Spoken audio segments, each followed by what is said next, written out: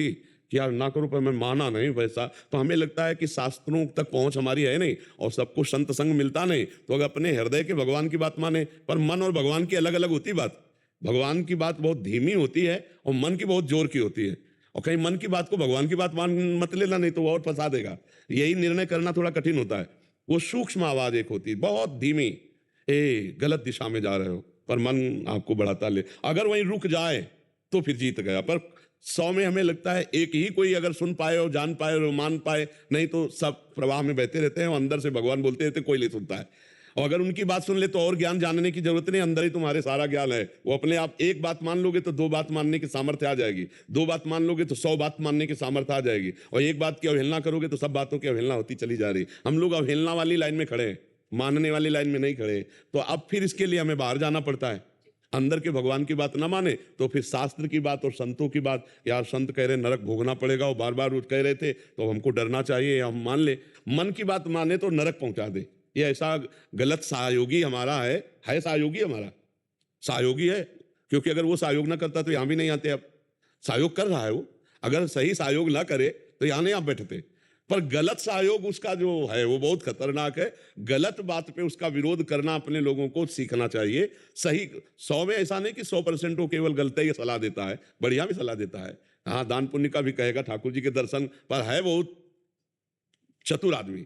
वो आपको थोड़ा सा सपोर्ट देके फिर अपना सपोर्ट चाहता है, और वो जो करवाता है तो सब लोग जान ले वो क्या करवाता है।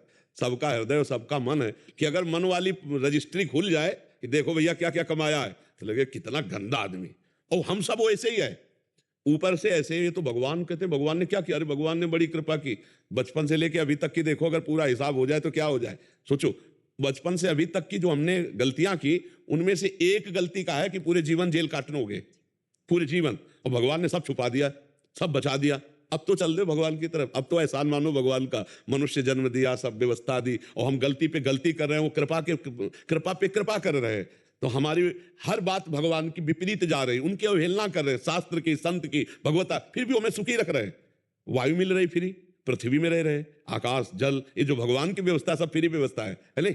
तो हम कम से कम अपने भगवान की आज्ञा पालन करें, भगवान का नाम जप करें, तब हम मन के विपरीत चल पाएंगे। नहीं तो मन के विपरीत चलना बहुत कठिन। अगर वो ठान ले कि आज ये करना है तो करवा के माने को बहुत जोरदार है। अगर नाम जप है तो फिर रुक जाओगे।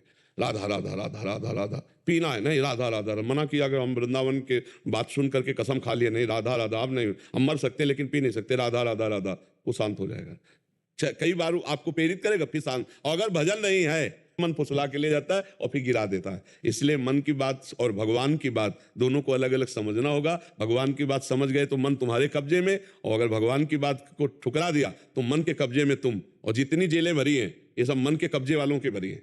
जो मन ने कहा करवा दिया, उसी का परिणाम हो, फिर बहुत पश्चाताप हो। कई कई ऐसे पाप बन जाते हैं कि कोई दंड दे ना दे, अपना मन ही इतना दंड देने लगता है कि लगता है शरीर छोड़ दो यार। मन के 2 विभाग है, एक अच्छा एक बुरा। तो बुरे वाले मन को कंट्रोल करना है अच्छे मन से। अच्छे मन को बढ़ावा देते चले जाओ और बुरे वाले को फिर रोको। और हम लोग क्या करते हैं, अच्छे मन को दबाते चले जाते हैं और बुरे वाले मन को बढ़ावा देते चले जाते हैं, इसलिए हमारी दुर्गति हो जाती है।